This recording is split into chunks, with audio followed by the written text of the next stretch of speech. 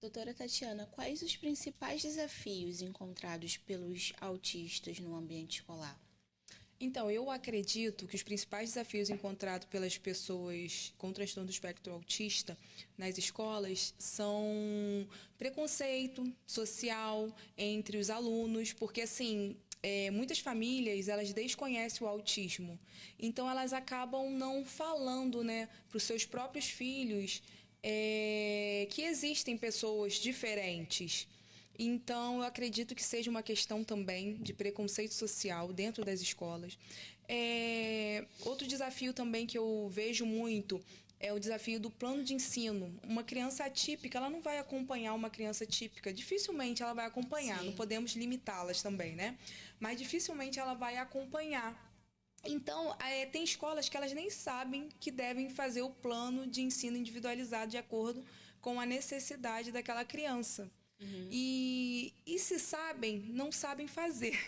Se conhecem a lei, mas não sabem fazer. Porque, conforme eu te falei, também um dos principais desafios é a falta de profissional capacitado dentro das escolas. Sim. Nem todo mundo faz educação inclusiva. Os professores fazem formação de professores para dar aula para crianças, não se especializando na área. Então, quando chega uma pessoa com um diagnóstico ali, eles não sabem como vão fazer para conseguir conduzir aquela educação. Então, também é uma questão de desafio, né? Outra questão assim de desafio que eu acredito para uma criança atípica dentro da escola é a questão da inclusão ali. Sem uma mediadora, aquela criança ela não consegue ser incluída, tanto na sala de aula quanto na parte ali das brincadeiras, das danças, do desenvolvimento social. Então, eu acredito que as crianças acabam enfrentando diversos desafios. Embora existam políticas públicas, elas não são eficazes. O Brasil avançou, né? Após a Lei Berenice Piana, ele avançou. Eu acredito que o autismo ele tem avançado. Porém, ainda existem muitos desafios, muito a melhorar nessa questão. Sim. E você acredita que as escolas elas realmente estão preparadas para receber alunos autistas e exista essa inclusão? De jeito nenhum. Assim, gente, vocês me desculpam, mas eu acredito que as escolas, 90% das escolas não estão preparadas para receber essas pessoas com deficiência, né? E principalmente os autistas. Autista, assim, nível 1 de suporte, eu acredito que eles consigam até conduzir de uma maneira melhor, porque a necessidade de um suporte é menor. Mas autista nível 2, nível 3, eu acho que já seja muito mais difícil para as escolas, tanto por essa questão de falta de capacitação, quanto pela questão de conhecimento, conscientização, preconceito. Então, eu acho que não estão capacitadas, tem muito que melhorar, a gente tem muito que falar sobre autismo, a gente tem muito que reivindicar os nossos direitos como pais atípicos e temos que vestir a camisa, que sair de dentro de casa e cobrar políticas públicas eficazes, porque se a gente não cobrar, eu acho que a gente não vai conseguir avançar. Porque assim, o autismo são seres humanos com direitos e garantias. Então, a gente precisa sair de dentro de casa e reivindicar os nossos direitos. E aproveitando que você está abordando sobre direitos, né? Muitas famílias ainda não sabem quais são os direitos que essa criança, né, autista tem. Quais seriam os direitos? Então, a Lei Berenice Piana foi um marco histórico na garantia dos direitos da pessoa com transtorno do espectro autista. Até 2012, a gente não falava em autismo. Assim, se falava era muito pouco e não tinha garantia de direitos, até porque o autismo não era considerado uma deficiência. A partir de então, a Lei Berenice Piana equiparou o autismo a pessoas com deficiência para efeitos legais. A carteira de identificação da pessoa com transtorno do espectro autista, que é uma carteira CIPTEA, né? Que dá acesso, facilita a identificação daquela pessoa com autismo. Outro direito muito importante também é a prioridade nas filas de atendimento por questões de o autismo desregula, não tem muita paciência, né, para poder ficar nas filas. Então eles têm direito a gente, eu já me incluindo. A minha filha que é autista, eu não sou, mas como a gente vivencia, já abraçou né? a causa. Verdade, como a gente vivencia tanto, então a gente. Então, porque assim, a minha filha é menor, né? Então sempre que eu estou com ela, eu exerço o meu direito. Abrindo aqui um parêntese na nossa conversa dos direitos da pessoa com o transtorno do espectro autista, eu gostaria também de conversar, de contar um fato que aconteceu comigo agora, recente, no Dia das Mães. Até mesmo para garantir esse direito da prioridade na fila dos atendimentos. Eu resolvi ir almoçar com as minhas filhas em um restaurante, só que Dia das Mães geralmente é muito cheio. E aí eu cheguei lá no restaurante, tinha uma fila enorme. E aí a minha filha é autista, né? E ela desregula se ela ficar esperando muito tempo. E aí eu cheguei até na... Eu fui passando pela fila com ela, e ela é autista, só que ela não estava com cordão de identificação. Naquele dia eu esqueci. Gente, a gente esquece. Né? Aquele cordão. A minha usa cordão, abafador, às vezes eu esqueço, eu saio de casa e fico desesperada. Falo, ai meu Deus, esqueci. Falei assim, mas qualquer coisa eu tô com a carteirinha dela aqui no celular. Eu fico pensando assim. Aí eu peguei, passei pelo pessoal, né? Fui na atendente e falei assim, então, minha filha é autista, eu queria exercer o direito à prioridade dela. Eu vou deixar aqui bem claro para o pessoal que está ouvindo aqui, né, que está vendo esse podcast, como eles devem falar. Meu filho é autista, eu quero exercer o direito de prioridade no atendimento dela. Né? Porque eu vejo pessoas com crianças autistas na fila, esperando um tempão. Aí a criança desregula, vai embora, não consegue concluir o que tinha que fazer. Gente, isso é qualquer lugar, tá? Seja no hospital, seja no parque de diversões, seja na fila do cinema, seja no mercado, qualquer fila. Exatamente. E aí o restaurante foi bem solícito, falou assim, não, pode ficar aqui que a próxima mesa que desocupar, vocês podem entrar. E aí eu comecei a lidar com o preconceito social. Os olhares, os julgamentos. Exatamente. O pessoal começou a me olhar assim, falando, sabe o quê? Agora todo mundo é autista. Gente, eu achei um absurdo. E eu ali, mãe atípica, com a minha filha autista, tendo que escutar aquilo. Nossa, agora todo mundo é autista. Vou usar um cordão de autismo também. E assim, eu me senti muito mal, porque eu fiquei pensando, né? Eu falei, olha só, além da gente passar por essa dificuldade que é criar um filho atípico, a gente ainda tem que lidar com o preconceito social das pessoas quando a gente tenta garantir o nosso direito. Mas a verdade, doutora Tatiana, é que ninguém liga. Ninguém se importa com a inclusão. Exatamente. Ninguém se importa com a deficiência dos outros. Sabe quem liga? Quem vive. Exatamente. Quem sente ali na pele todos os dias. E quem tá ali e presencia vai se compadecer com a dor do outro. Fora Exatamente. isso, só quem vive na pele sabe o que é ter empatia com uma pessoa atípica, né? E assim, eu achei um absurdo, né? Entrei, participei lá consegui almoçar com as minhas filhas, mas eu fiquei com aquilo na minha cabeça, fiquei pensando, falei, nossa, toda vez que... E assim, eu me sinto constrangida. Mesmo eu sendo advogada, né, especialista na área, né, de direito das pessoas com transtorno do espectro autista, mesmo eu conhecendo os meus direitos, muitas das vezes, eu como ser humano, eu me sinto constrangida em exercer o direito de prioridade nos atendimentos quando eu estou com minha filha. Pelo preconceito social que eu vivo todos os dias, pelos olhares das pessoas, assim, eu não deixo de exercer, mas é uma coisa que incomoda a gente. Uma coisa assim que incomoda, porque as pessoas elas não têm empatia, elas não sabem, não querem saber e acham que a gente está ali fazendo alguma coisa que não deveria estar fazendo, furando fila, está ali porque quer. Mas chega a ser, né, uma hipocrisia. Chega o meio, né, para se conscientizar. Aí também vem aí o 18 de junho, o orgulho autista, todo mundo bate palma, romantiza, mas na hora de exercer a empatia, ninguém exerce. É verdade. Eu sinto isso todos os dias. Infelizmente, né? Porque, assim, é por isso que projetos como esse que você tá exercendo são muito importantes, porque acabam... Eu acredito que de pouco a pouco a gente vai fazendo uma conscientização e vai melhorando um pouquinho da nossa sociedade, que ainda é tão leiga, né, nesse assunto. Exatamente. E o intuito desse podcast, né, é passar realmente informação, não só o acolhimento, né, de mães atípicas, mas passar informação para a sociedade, para que elas possam conhecer um pouquinho de cada deficiência ou transtorno, porque a informação, né, que acaba acabando com essa questão de preconceito. É verdade. Ó, outro direito também, assim, que eu costumo exercer é os descontos, né, de meia entrada em eventos culturais, esportivos, de lazer. Pessoas com deficiências e autismo têm direito a meia entrada, pagamento de meia entrada.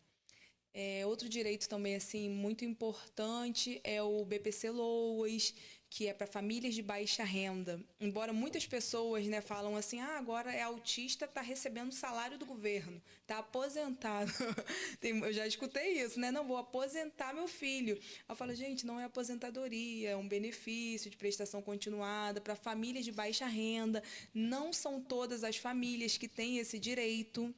São as famílias que vivem em estado de vulnerabilidade social. Não são todas as famílias atípicas. Por exemplo, eu não tenho esse direito de Sim. receber um salário mínimo do Tem o governo. percentual, né, renda per capita, Isso envolve tudo. toda uma É, análise daquele núcleo familiar para ver se ela tem direito a receber o BPC Loas. E vou te falar, muitas das vezes aquele dinheiro, ele não faz nem muita diferença na vida daquela família devido ao tratamento, porque é caro. sim. Você ter um filho atípico é caro. São terapias, são plano de saúde, são medicamentos. Às vezes tem crianças atípicas que usam fraldas, Sim. usam alimentação especial. Então é caro. Ajuda, mas muitas das vezes não é aquilo que as pessoas, Não que é a o sociedade. suficiente para atender a demanda que aquela criança necessita. Exatamente. Então, o BPC Loas é um benefício, né, de um salário mínimo do governo federal que ajuda muitas famílias. Temos também a isenção de PVA, também tem que ser analisado, porque não são para todos os carros. As pessoas acham que assim, os autistas agora têm muitos direitos, mas não é exatamente assim, né? Dessa forma que funciona, né? Não exatamente dessa forma que funciona. Tem isenção de PVA, tem direitos à restituição com prioridade de imposto de renda, tem direito à redução de carga horária para servidores públicos, a redução de carga horária justamente para o pai servidor público, né, pai atípico, está levando seu filho na terapia e podendo dar um tratamento adequado para ele. E sem desconto no Sem desconto no rendimento. rendimento, exatamente. Tem direito às terapias necessárias, não que o plano de saúde colocou para vocês fazerem, tem que ser de acordo com o laudo médico, porque quem vai dizer a necessidade do seu filho atípico de fazer ali a determinada terapia é o médico que está acompanhando seu filho, não o plano de saúde. Então, caso você não consiga exercer o seu direito de dar um tratamento adequado de acordo com o laudo médico para o seu filho, você deve judicializar uma ação, procurar um advogado especialista na área para judicializar uma ação. Outro direito também direito de... Tem algumas isenções na compra de carros novos. Eu também fiz, eu não sei se eu cheguei a comentar com você, eu fiz um manual prático de como exercer os direitos da pessoa com transtorno do espectro autista, mostrando-lhe passo a passo. Por quê? Porque no meu escritório eu recebo muitas pessoas que têm muitas dificuldades. E assim, eu fiquei pensando, entre fazer uma consulta para falar todos os direitos, a pessoa sair daqui, não lembrar mais nada, eu vou fazer um manual prático com o passo a passo de como exercer os direitos do seu filho, com todos os direitos e como exercer de forma administrativa, né? Porque assim, a gente sempre tem que tentar resolver de forma administrativa. Não conseguindo, entra com ação judicial. Uhum. Então, ali no meu manual prático dos direitos da pessoa com transtorno do espectro autista, ele tem um passo a passo de como conseguir os direitos do seu filho autista. E aí eu disponibilizo ele na plataforma Hotmart por um preço muito acessível, que é para poder garantir mesmo a inclusão, a conscientização e informação, né, das famílias atípicas. Tá, eu vou te pedir o link e aí eu coloco junto. Por que que você resolveu ir para essa área, né, de direito voltados para a defesa das famílias atípicas? Então, como eu te falei, eu sempre trabalhei com direito previdenciário. Assim que eu me formei, eu comecei a trabalhar com direito do trabalho e direito previdenciário, né, garantindo o direito das pessoas com deficiência. Mas eu nunca me envolvi com a causa.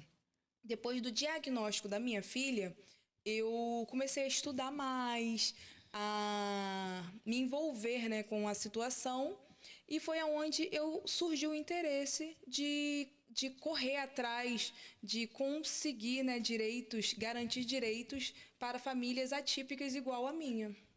E alguma família já te levou um caso que te emocionou muito? Já. Teve um caso de uma família típica lá no meu escritório, que a mãezinha, ela era mãe solteira, com 2 filhos autistas e vivia, a única renda que ela tinha era o BPC Loas, desses 2 filhos autistas. E o INSS simplesmente cortou o BPC dela sem falar nada. Um belo dia ela foi receber, e essa era a única renda que ela tinha para sustentar ela e os 2 filhos, porque o genitor simplesmente sumiu, abandonou ela depois do diagnóstico. Acontece muito, né? De Exatamente. ter muitas separações devido à questão do diagnóstico. Pois é. E aí ela chegou lá no escritório, né? Me indicaram para ela chegou lá muito emocionada, sem saber o que fazer, porque ela não tinha nem, não, estava até sem o que comer dentro de casa, com 2 crianças atípicas, né? Autista nível 2 suporte, gêmeos. E aí eu fiquei muito sensibilizada com aquela situação, mas assim, por ver aquela pessoa ali, assim, com 2 filhos atípicos, né, autista, que já é tão difícil, e agora sem renda. E assim, esse caso me emocionou muito, mas graças a Deus, logo em seguida a gente já conseguiu restabelecer o benefício dela para ela conseguir, né, dar continuidade no tratamento e na vida dela. Porque assim, ela com dois filhos atípicos, ela não tem condições nem de trabalhar, porque a rede de apoio, dificilmente a gente tem uma rede de apoio.